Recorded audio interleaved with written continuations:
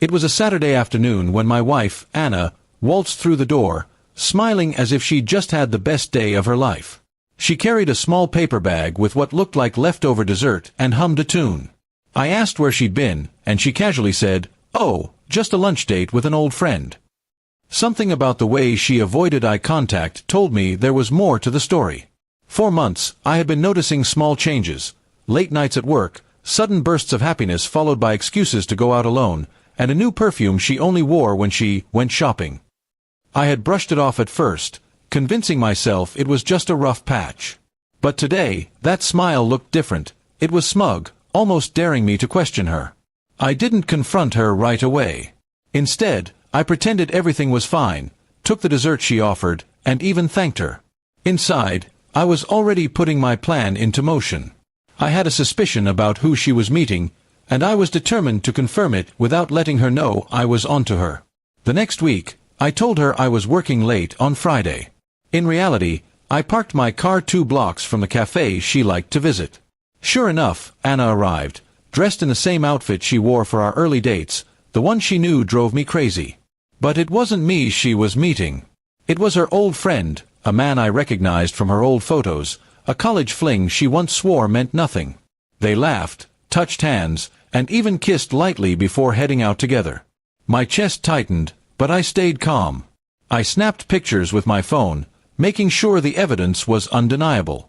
This wasn't just a casual lunch date. It was an affair. When she got home later that night, she gave me the same sweet smile and asked about my busy day. I told her it was exhausting but productive, hiding the storm brewing inside me.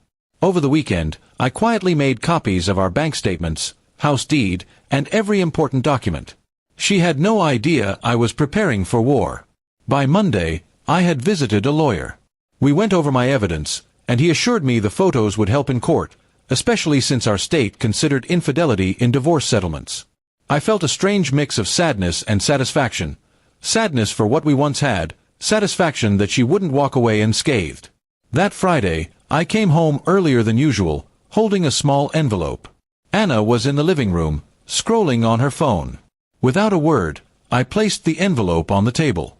Inside were the photos of her and her lunch date, along with a printed copy of our divorce papers. Her smile froze. She looked up at me, eyes wide, and stammered, "It's not what it looks like." I told her calmly, "Anna, I know exactly what it is. And I'm done." She started to cry, begging me to talk about it, saying it was just a mistake. But I had already made up my mind.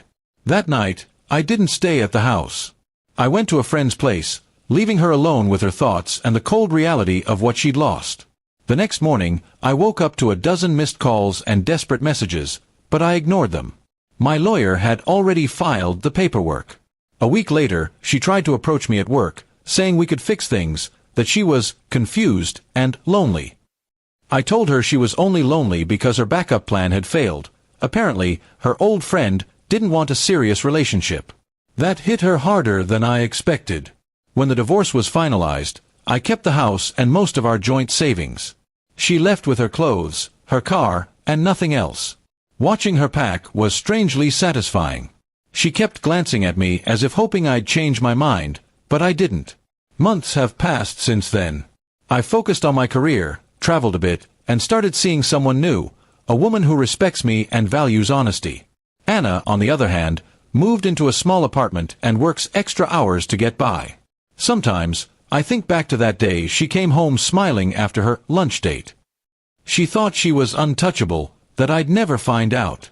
But I did, and I made sure she regretted underestimating me. In the end, the sweetest revenge wasn't yelling, fighting, or even the legal win. It was walking away with my dignity intact while she was left to face the consequences of her choices.